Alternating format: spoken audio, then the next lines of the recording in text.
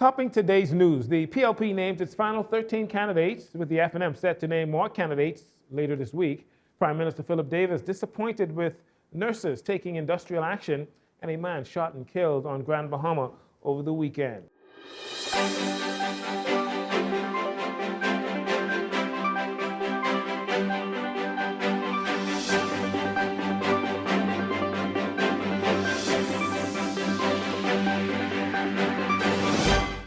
Good evening, Bahamas. I'm Jarino Saunders. This is your JCN Evening News.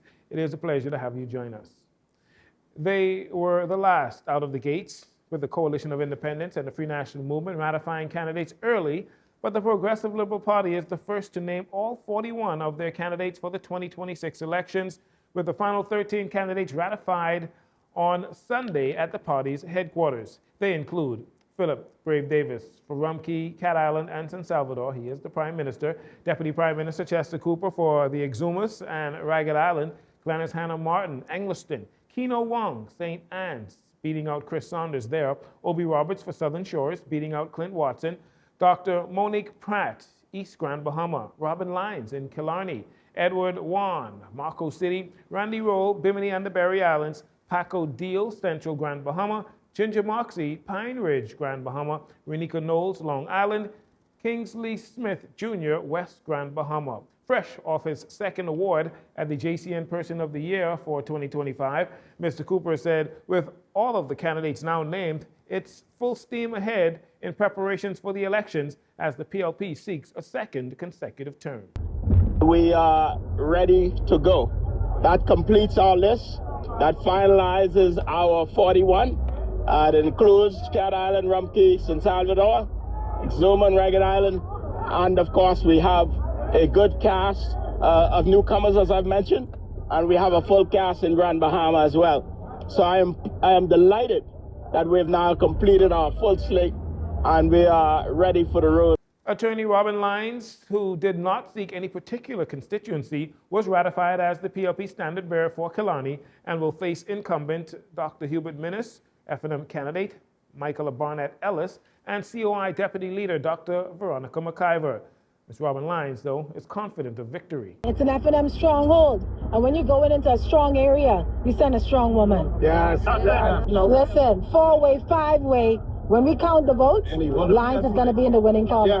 One of the most hotly contested constituencies was the Southern Shores constituency, where Obi Roberts got the nomination over Clint Watson. Roberts was grateful to get that nod and is confident those aspirants who may not be satisfied or may be disappointed because they were not successful this time around, he believes they will continue to support the party. Like our leader said today, many of the candidates who offered themselves all presented very great qualities for us to win. But the candidates committee selected me, perhaps because of my work, my service, my dedication to the party in various capacities in which now I serve as deputy chair. They had a great deal of gratitude that they had great confidence in me, select me as the standard bearer for Southern Shore, so I'm internally grateful. But you're going to have some persons right now who will have some emotions after the decision is made. You can't please everybody. But PLP is a PLP issue, They will remain home. They will remain faithful to the party, granted if they're disappointed or not. I'll say a few years ago when I offered myself another constituency, I was not successful. All right. And I remain committed to my party. And I feel other PLPs feel that same way, whether you experience success or slight setbacks. We are committed to this party and committed to go back to back, win 2 straight in 2026. Well, Tuesday night at 8 p.m. at the party's headquarters on Mackey Street, the Free National Movement, they are scheduled to announce another round of candidates for the election. They have ratified 28 candidates thus far. The Coalition of Independents, they have ratified more than 30 of their 41 candidates. Nurses in the public health care system nationwide continue to call in sick today as tensions remain high between the healthcare workers and the Public Hospital Authority, the PHA. The nurses' action follows concerns about changes to the overtime payments, which nurses say are being implemented while many are still owed money for extra hours worked months ago.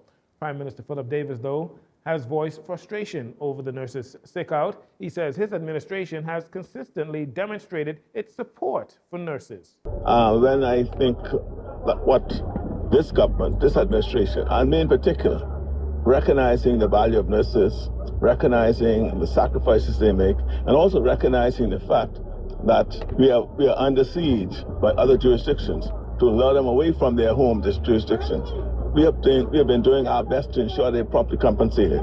And if they look at where they were when I came into office, where they are now as far as salary is concerned, that should tell them how I think about them and how I value them. Mr. Davis said the issue of unpaid overtime was brought to the government's attention just recently after the PHA reportedly exceeded its overtime allocation for the current fiscal year. He said once informed, arrangements were quickly put in place to settle the outstanding payments, which is why he is surprised by the nurses' prolonged industrial action. It only came to our attention within the week, and within that week, we made the arrangements to pay them. And for them to have taken it was unfortunate, because they have to trust me. All right, so, and if they don't trust me, then the question is, trust goes both ways. I want to trust them, but they have to demonstrate that they trust me too. They work their overtime. I'm not someone who believes that the government should rob their citizens, right? Nor do I believe that citizens should rob their government.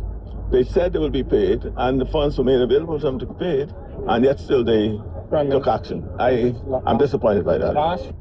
Meanwhile, the Bahamas Nurses Union President Muriel Lightbourne says overtime is only one of several unresolved concerns. She points to outstanding promotions and unpaid public holidays as ongoing issues that have fueled growing frustration among local nurses. Police investigating a shooting incident that occurred on Saturday shortly after 10 p.m. on the island of Grand Bahama, which resulted in the death of an adult male. Police discovered the 37-year-old victim suffering from apparent gunshot wounds in the area of Adventures Way and East Atlantic Drive. He was rushed to the hospital but succumbed to his injuries while receiving medical treatment. The circumstances surrounding this incident remain unclear as the investigations continue. Police appealing to members of the public who may have any information that may assist with their investigation to contact 911, 919, or the Criminal Investigations Department on Grand Bahama. And again, you can remain anonymous by calling Crime Stoppers at 328-TIPS, 328-8477. It marks the 6th murder for the year. There were also 6 murders in the month of January in 2025.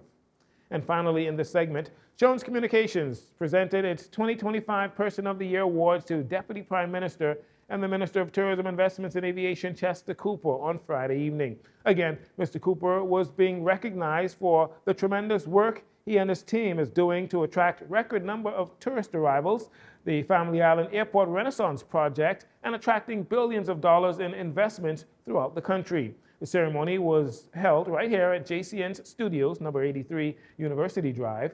Our CEO, Kimberly Jones, says Mr. Cooper was selected for the Silver Jubilee because he is well-deserving, and she goes on to explain exactly why. In celebrating excellence, the Bahamians we honor represent some of the nation's finest. This evening, we pay tribute to a man who, by his work and deportment, exudes and emits true excellence. Those who know him will attest to the fact that whenever I, Chester Cooper, commits his head, heart, or hands to anything, that thing will be executed with excellence. It is therefore no coincidence that Mr. Cooper is being named our Person of the Year for the second time since we began these awards in the year 2000. Prime Minister Philip Davis, a former recipient of the award himself, gave his total endorsement of the recognition for Mr. Cooper.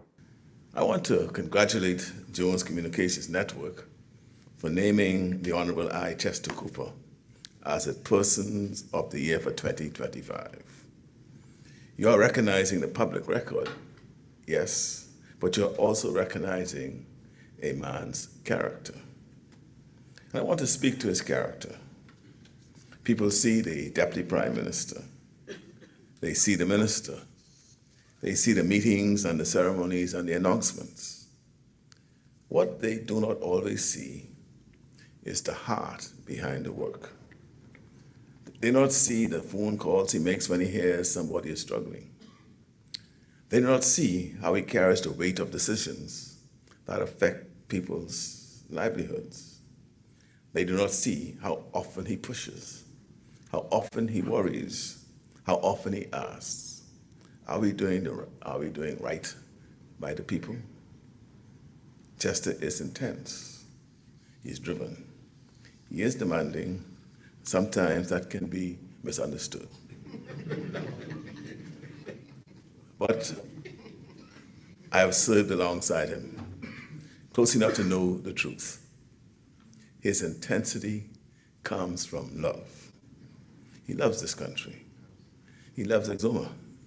He loves Bahamians.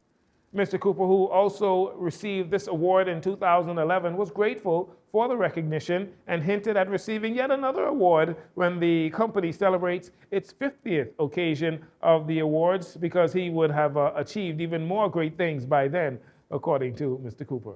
And to the entire JCN team, thank you for your leadership in this space, your consistency, and for recognizing Bahamians at every opportunity. Congratulations, you are at your silver jubilee. And it is a tremendous honor for me to be recognized once again. Thank you.